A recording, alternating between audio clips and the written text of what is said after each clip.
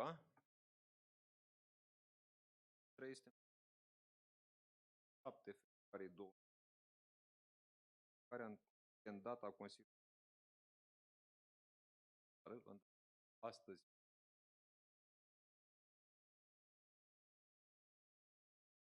facă la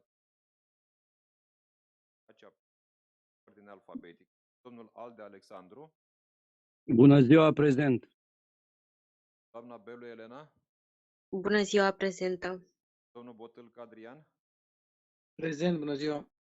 Domnul Ciobanu Elian. Domnul Cocoș Adrian. Bună ziua, prezent. Doamna Coste Antoaneta. Bună ziua, prezentă. Domnul Dascălu Marin. Domnul Ienăchescu Marian Daniel. Domnul Gheorghe Daniel. Bună ziua, prezent. Domnul Grozav Alexandru. Bună ziua, prezent.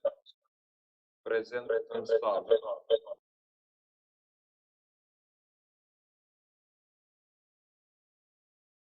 Prezent, bună ziua. Pavel. Prezent, bună ziua. Daniel. Bună ziua, prezent. Domnul Matei Eugen. Bună ziua, prezent. Domnul Maxim Ion. Bună ziua, prezent. Domnul Marineață Marcel. Prezent, bună ziua. Domnul Moldoveanu Cătălin. Bună ziua, prezent. Domnul Neagu Constantin. Bună ziua, prezent. Doamna Negoița Anda. Sală președinte de ședință. Domnul Nicu Lucian. Domnul Niță Marius. Bună ziua, prezent. Doamna Păunica Adriana. Bună ziua, prezent. În sală și doamna. Doamna Petrescu Elena. Bună ziua, prezent. Doamna Pop Alina. Domnul Sava Alexandru. Bună ziua, prezent. Domnul Sebeșan Mircea. Bună ziua, prezent. Doamna Stan Daniela. Domnul Soci Augustin.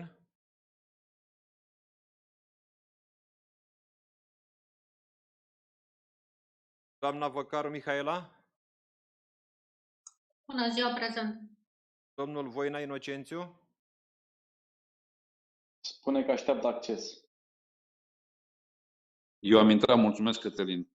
În regulă, v-am auzit, domnul consilier. Continuăm. Elian Ciobanu așteaptă și el. Toată lumea va primi acces.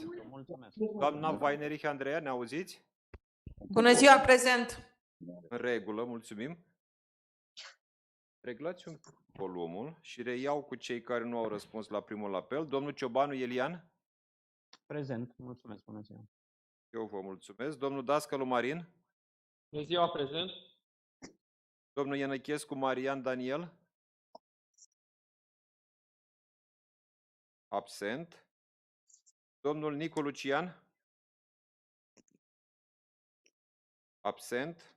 Doamna Pop Alina. Absentă. Doamna Stan Daniela. Absent. Domnul Soci Augustin. Absent. Așadar, 5 absenți, 26 de consilieri prezenți.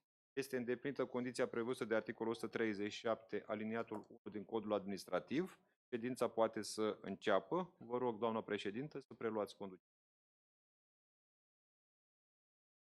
Bună ziua, dragi colegi. Avem pe ordinea de zi un singur proiect. Supun la vot ordinea de zi.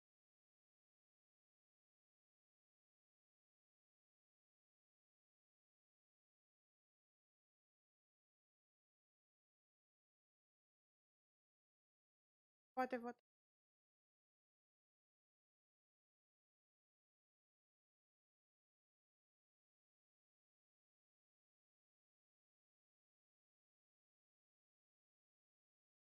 Cer scuze, Daniela Stan sunt. Am ieșit puțin, nu știu de ce s-a deconectat. Am revenit, am și votat. Mulțumim.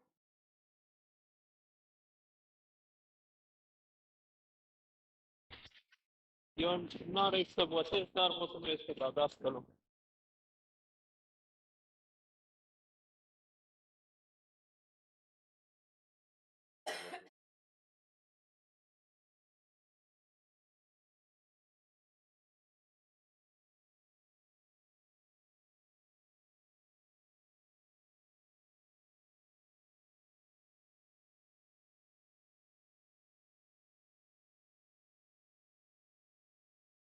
Ați votat?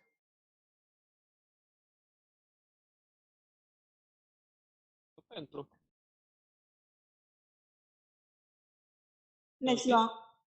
Vă rog să luați act și de prezența mea. Mă scuzați. Am consemnat. Mulțumim.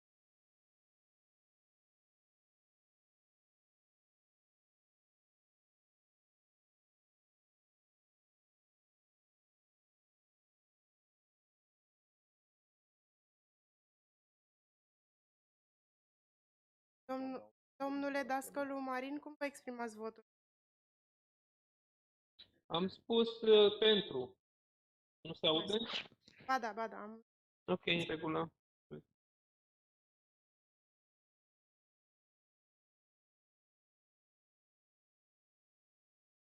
Cu 28 de voturi pentru, niciunul împotrivă și nicio abținere, ordinea de zi a fost aprobată. Începem dezbaterile pe de zi. Proiect de hotărâre privind participarea sectorului 3 al municipiului în calitate de partener la constituirea consorțiului Smart Agri-Food Campus. Dacă avem un amendament al sectorului 3 și un amendament al doamnei consilier Măcaru Mihaela, care avize favorabile de la Comisia 1. Dau cu domnului secretar să dea citire primului amendament, respectiv amendamentul. Amendament la proiectul de hotărâre privind participarea sectorului 3 al municipiului București în calitate de partener la constituirea consorțiului pentru învățământ dual Smart Agri-Food Campus. După articolul 1 se introduce un nou articol 2 care va avea următorul cuprins. Articolul 2. Se solicită acordul Consiliului General al municipiului București pentru împuternicirea expresă a Consiliului Local al sectorului 3 de a hotărî cu privire la asocierea sectorului 3 al municipiului București cu Universitatea de Științe Agronomice și Medicină Veterinară din București și cu alți parteneri selectați de aceasta în vederea constituirii consorțiului pentru învățământ dual Smart Agri-Food Campus în condițiile și termenii prevăzuți în contractul de parteneriat. Articolul 2 din proiect se completează în sensul că semnarea contractului de parteneriat se va materializa sub condiția obținerii acordului Consiliului General al municipiului București și va deveni articol 3, care va avea următorul cuprins. Se împuternicește primarul sectorului 3 al municipiului București să semneze contractul de parteneriat pentru constituirea consorțiului pentru învățământ dual Smart Agri-Food Campus, sub condiția obținerii acordului Consiliului General al municipiului București, iar Serviciul Politici, Programe și Gestionare Relațiilor cu Comunitatea să gestioneze derularea, monitorizarea și implementarea contractului. După articolul 2 din proiect, se renumerat articolul 9, articol 4, care va avea următorul. Articolul 4. Se aprobă depunerea cererii de finanțare cu titlul Smart Agri-Food Campus, performanță educațională în regiunea București-Ilfov, prin dezvoltarea rutei complete de învățământ dual în cadrul apelului de proiecte PNRR per 2022 C15. Articolul 3 din proiect va deveni articolul 5. Vă mulțumesc. Vă mulțumim. Supunem la vot amendamentul domnului primar. Mică dezbatere este. Întrebare legată de acest amendament. Vă rog, aveți cuvântul, domnule consilier. Acest amendament nu schimbă natura proiectului și implicit ar trebui să schimbe și titlul, în vedere că acum cerem acordul CGMB-ului și în proiectul inițial era vorba de aprobarea participării sectorului 3 în acest consorțiu.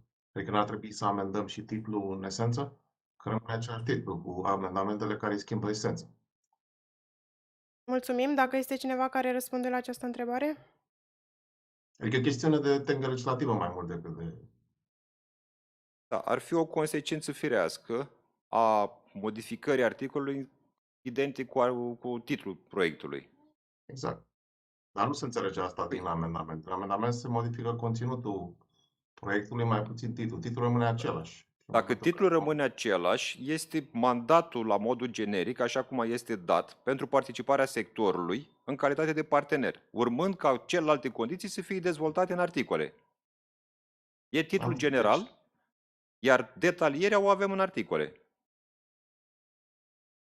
Ok, deci din punctul nostru de vedere e ok abordarea asta. Nu trebuie să alterăm și titlul pentru a pune exact chestia asta, acordul Consiliului General cu privire la acest consorțiu. Nu afectează cu nimic, în condițiile în care, sub condiția obținerii acordului către noi de la Consiliul General, vom aplica în cadrul acestui parteneriat. Am înțeles, asta vreau să știu. Mulțumesc. Vreau să În anunț regulă. și eu că am Dacă intrat mai în ședință Nicu Lucian. am consemnat. auzit, doamnă Mulțumim frumos, s-a auzit. Bună ziua. Dacă nu mai sunt și alte intervenții, vă rog să pregătim votul pentru... Păcaru, am o întrebare. Vă rog, doamna consilier. În contract se precizează mai mulți parteneri și din partea UAT-urilor sunt ca parteneri sectorul 3 al municipiului București și primăria Comunei Brănești. Și întrebarea mea este de ce la noi nu e primăria sectorului 3 sau de ce în partea cealaltă nu e Comuna Brănești? Adică de ce e diferența asta? Într-o parte apare sectorul și în partea cealaltă apare primăria. Dacă este cineva care poate răspunde la această întrebare din partea aparatului?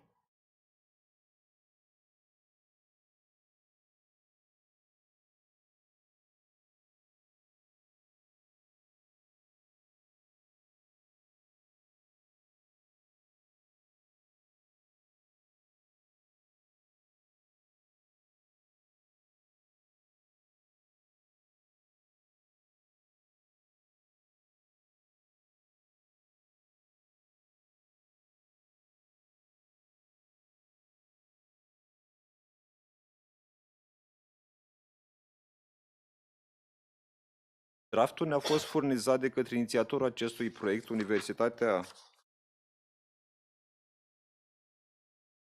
O secundă. Universitatea de Științe Agronomice și Medicină Veterinară din București, care este lider de consorțiu și probabil că așa au discutat la vremea respectivă cu cei care au aplicat din partea localității Brănești. Dar cum e corect? Primăria este corect structura să- funcțională care... Adică sectorul 3 și Comuna Brănești, nu? Sectorul 3, da. Și primăria care este UAT. Poate avea legătură, tocmai asta vreau să spun, domnul secretar, faptul că noi suntem o subunitate a unui UAT. O subdiviziune. Diviziune. Da. Pentru că în primăria este UAT Brănești. Tot n-am înțeles. Că primăria este o unitate teritorială. Comuna administrativă, iar noi, ca Brănești sectorul este 3, nu titularul avem această dreptului. capacitate. Reprezentantul acestei comune este structura funcțională primăria, care este condusă de către primar. Nu știu ce au avut în vedere liderul de asociere atunci când au făcut acest draft și această propunere către noi cu primăria Comunei Brănești. În ceea ce ne privește, sectorul este cel care are calitate pentru sectorul 3. Vorbesc în numele sectorului 3. Bun, dar pe noi ne interesează calitatea tuturor părților, că suntem într-un consorțiu în care toți avem obligații. Adică dacă era incorect acolo, cineva cred că ar trebui să zică, dar eu tot nu m-am lămurit de diferența asta. Că noi suntem o subdiviziune și ca sector și ca primărie, adică nu cuvântul primărie ne schimbă statutul. Da, ok, am trecut mai departe. Înțeleg că nu s-a uitat nimeni pe discrepanța asta și o lăsăm așa. Ok, dacă mai sunt și alte intervenții? Suntem la votul amendamentului domnului primar. După aceea discutăm pe proiectul în integralitate. Totuși, aș mai vrea Da, să mai intervin pe regulă. aceeași căță legat de Vă rog, domnul- aveți cuvântul. ce a zis domnul secretar mai devreme.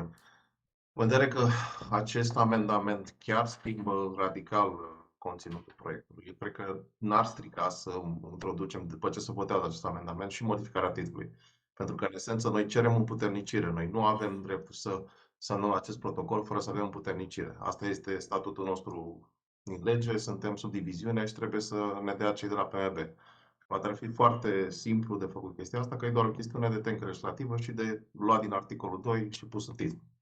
Așa avem o chestiune și când identificăm proiectul, că e vorba de împuternicirea pe care o cerem CGMB-ului în vederea încheierii consorțiului și așa avem și o unitate, juridic interpretativ. Eu așa o consider. Da, haideți să votăm asta și după aia putem să dezbatem. Vă rog să pregătim votul. Amendamentul numărul 1, amendamentul domnului primar. Se poate vota.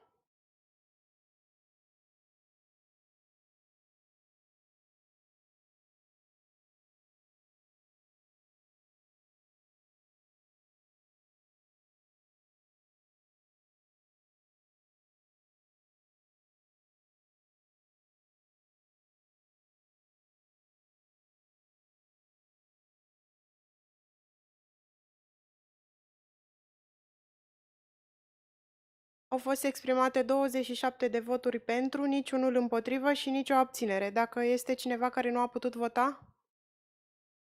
Mihaela Văcaru, vă rog să verificați. Eu am dat submit, dar mi s-a blocat. Verificăm, ecranul. doamna Văcaru. Mulțumesc mult.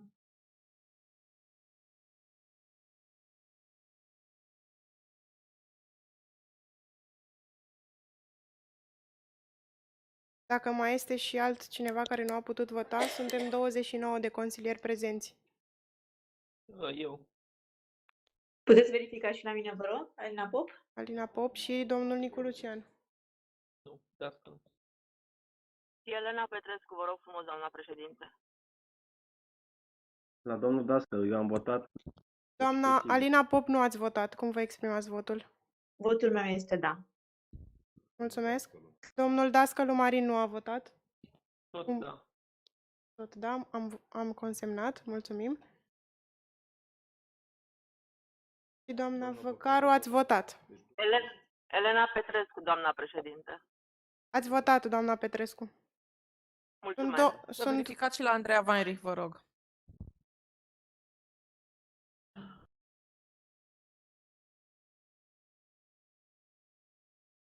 Ați votat, doamna Weinrich.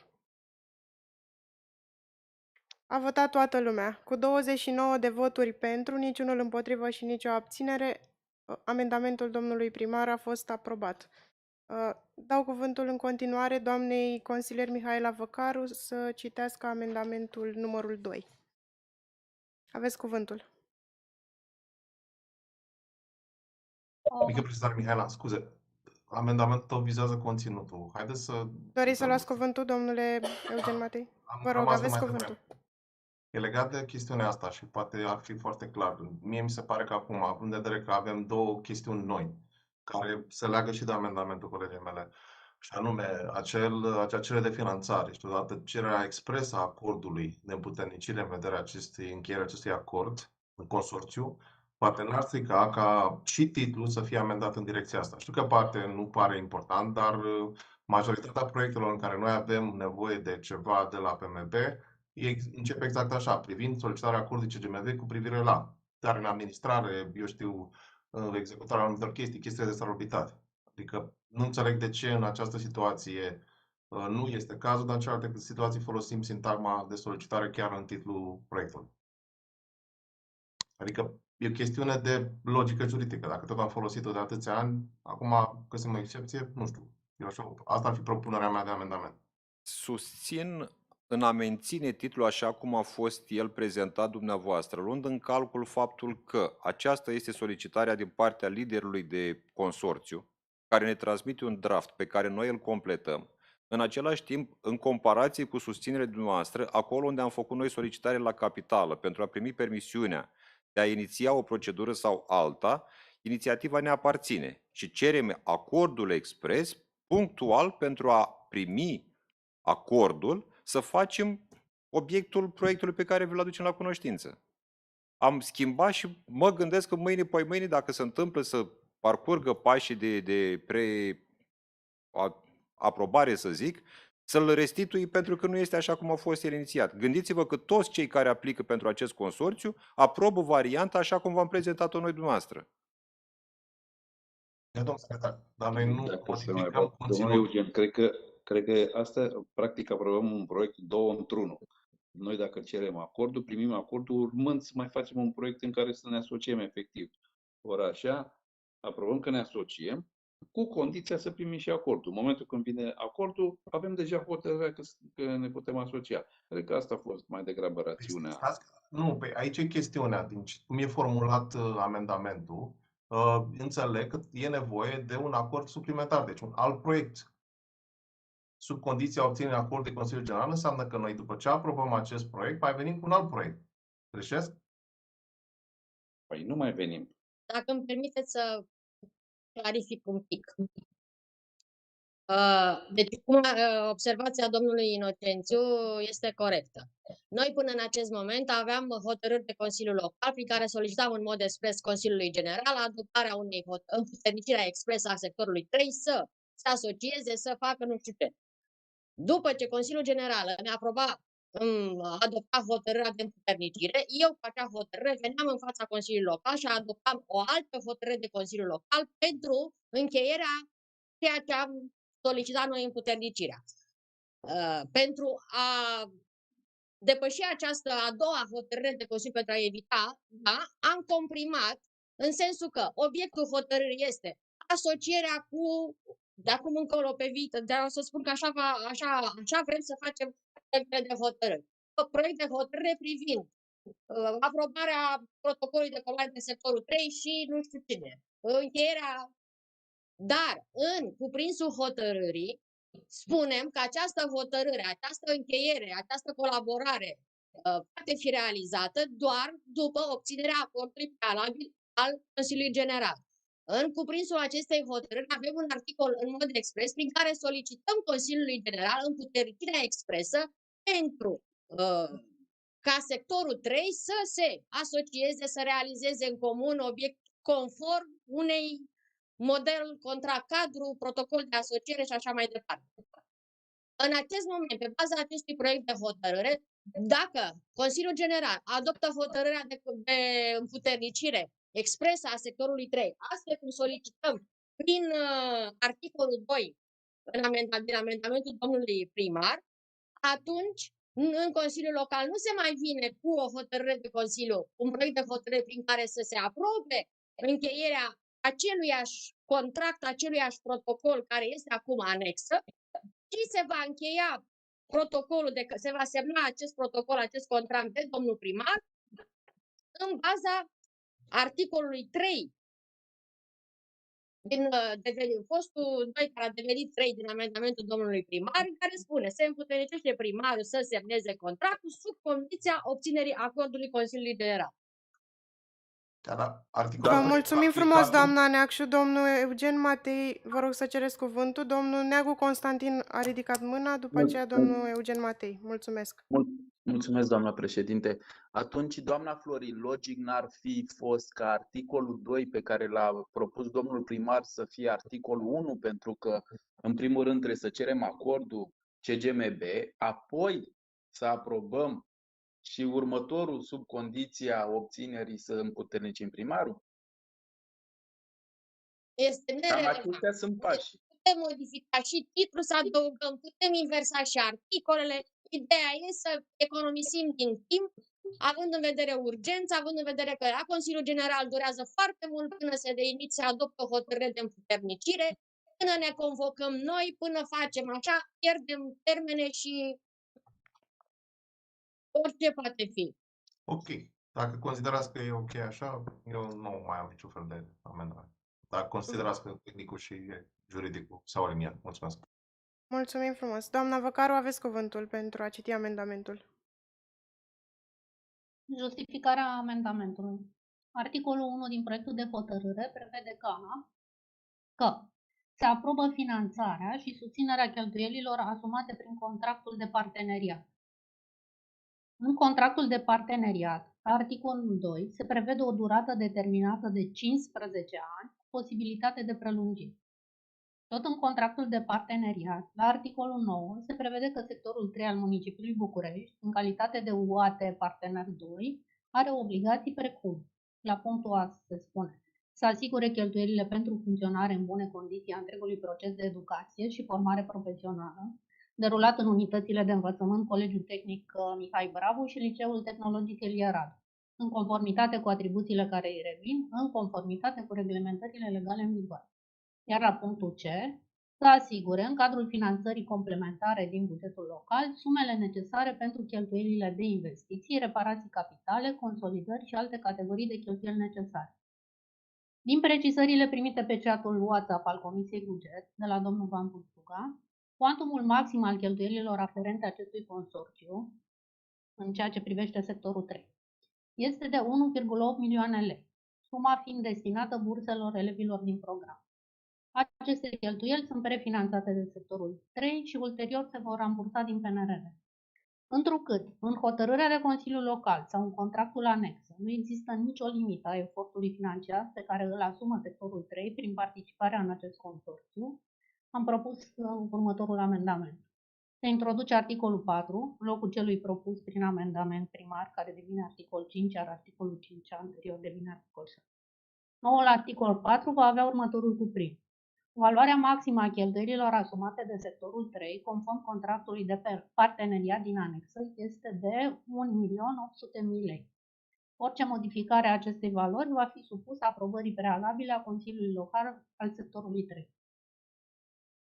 Vă mulțumim frumos. Dacă sunt discuții legate de amendamentul doamnei Văcaru? Dacă nu sunt, vă rog să pregătim votul pentru amendamentul numărul 2. Se poate vota.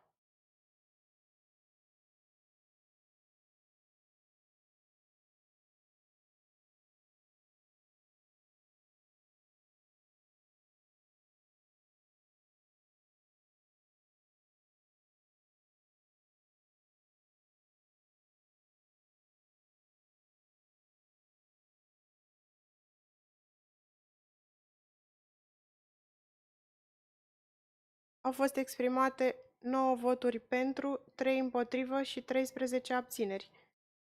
Dacă sunt colegi care nu au putut vota? Eu pentru. Dascălu. Domnul Dascălu, imediat verificăm dacă mai sunt și alți colegi care nu au putut vota.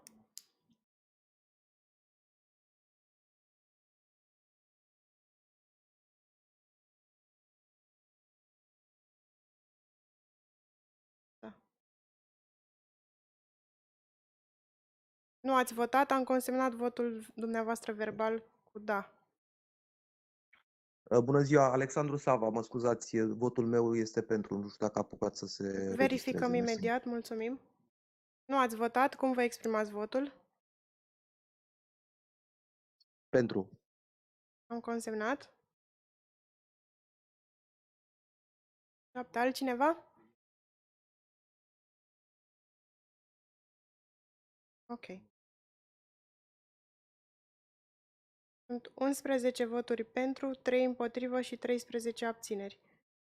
Amendamentul numărul 2 a fost respins. Mihaela Văcaru. Aveți cuvântul. Am rugămintea către colegii care nu s-au exprimat, în general către dânsii. Voi adresa de acum încolo. La ceilalți am înțeles opinia. Am rugămintea să monitorizeze dânsii următorul risc. Din cauza asta era amendamentul. Dacă domnul primar se va duce într-o deplasare, nu știu dacă privată sau din bani publici, prin Dubai sau prin Qatar și vede dânsul ceva frumos acolo, iar după aceea când se întoarce, noi ne pomenim la aceste licee cu o sală de evenimente, scopul de a fi folosită pentru practică, cu oglinzi Murano sau cu cine știe ce tavane aurite pe acolo, finanțată din bani publici.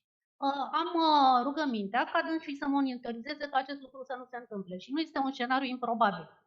Că știm cu toții că avem o sală cu catifea în care copiii n-au intrat. Dacă mai sunt și alte intervenții? Da, aș vrea să formulez și una. Vă rog, aveți cuvântul. Exact, nu mergem pe discuția de mai devreme, am înțeles poziția doamnei Flori și domnului secretar. dar pentru a fi o chestie clară și obiectivă, mai ales că ultimul articol cu privire la fondurile pe PNRR a fost introdus pe lângă cele de acord, aș dori să amendăm titlul proiectului și să adăugăm la denumirea hotărâre privind participarea sectorului 3 al municipiului București în calitate de partener la constituirea consorțiului pentru învățământ dual Smart Agri Food Campus, în vederea depunerii și implementării unui proiect în cadrul componentei C15 Educație, Planul Național de Redresare și Reziliență. Consider că e nevoie să folosim această mențiune, pentru că de fapt ăsta e scopul acordului și aici trebuie să ne încadrăm din punct de vedere al unității de exprimare juridică legislativă. Pe lângă acest lucru, dacă nu mă înșel, chiar ieri a fost o ședință la sectorul 6 cu exact aceeași obiect, tot în consorțiu, pe alte domenii de activitate care au aceeași mențiuni. Și cred că putem să folosim aceeași chestiune, mai avem că aplicăm aceeași axă de finanțare.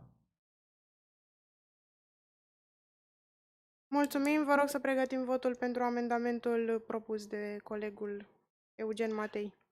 Cu o mică precizare, relevanța acestei denumiri este atât pentru depunerea proiectului, cât și pentru ușoara identificare ulterior când avem de căutat proiecte pe PNRR în zona de educație învățământoare.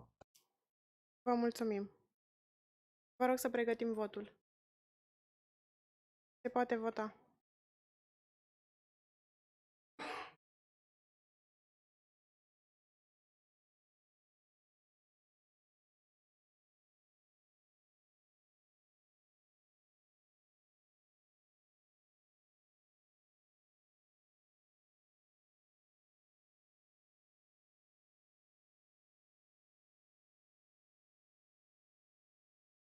Au fost exprimate 9 voturi pentru, 3 împotrivă și 13 abțineri.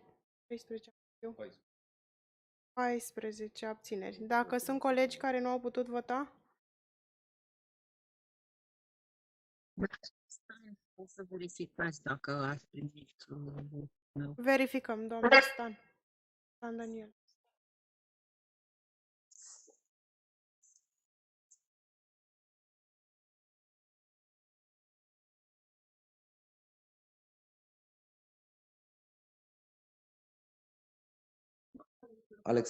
Alexandru Sava, vă rog verificați din nou. Dacă Verificăm. nu s-a înregistrat votul, votul meu este pentru. Mersi mult. Doamna Stan, nu ați votat? Cum vă exprim? Ați votat. Ați votat, doamna Stan. Domnul Sava Alexandru, nu ați votat. Am consemnat votul dumneavoastră verbal, da?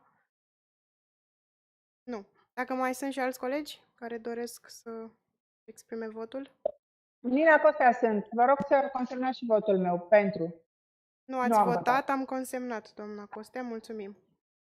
Sunt în total 11 voturi pentru, 3 împotrivă și 14 abțineri. Amendamentul numărul 3 a fost respins. Vă rog, vă rog, aveți cuvântul. Legat de amendamentul respins anterior al colegii mele și acest amendament pe titlu, aș vrea să vă citesc articolul 5 din proiectul aprobat ieri de la sectorul 6. Se aprobă valoarea maximă eligibilă aferentă finanțării nerambursabile pentru sectorul 6 al municipiului București în cadrul proiectului Campus Dual Politehnic. Vă rog frumos să luați cuvântul pe discuții care sunt legate de proiectul înscris pe ordinea noastră de zi. Vă citeam, ascultați, lăsați-mă să termin, este o chestie de preambul. Adică această valoare finanțabilă, adică această valoare maximă eligibilă era prevăzută în cadrul conținutului proiectului de parcele. Noi l-am respins prin abținere, adică avem pe același tipuri de investiții, pe același tipuri de solicitări de finanțare, abordări diferite și ne abținem când nu vrem să ne asumăm clar sume fixe și clare din bugetul sectorului 3. Atât am de zis. Mulțumesc! Vă mulțumim și noi. Dacă mai sunt discuții legate de proiect, dacă nu, vă rog să pregătim votul pentru proiectul cu amendamentele aprobate, proiectul numărul 1 în integralitate. Se poate vota.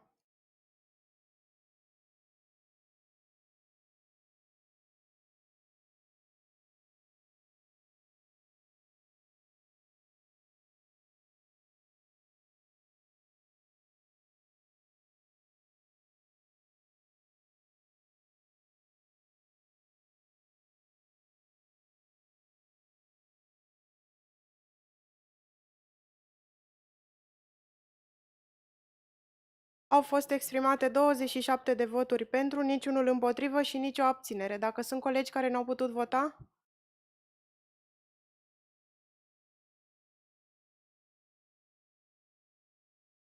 Dacă nu sunt, rezultatul votului... Daniel Lupu, eu nu am putut vota, votul meu este pentru. Verificăm imediat.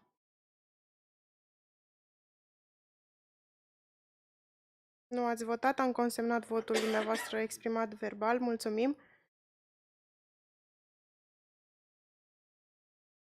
Sunt în total 28 de voturi pentru, niciunul împotrivă și nicio abținere. Proiectul de hotărâre a fost aprobat.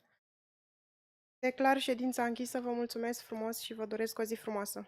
La revedere! Mulțumim la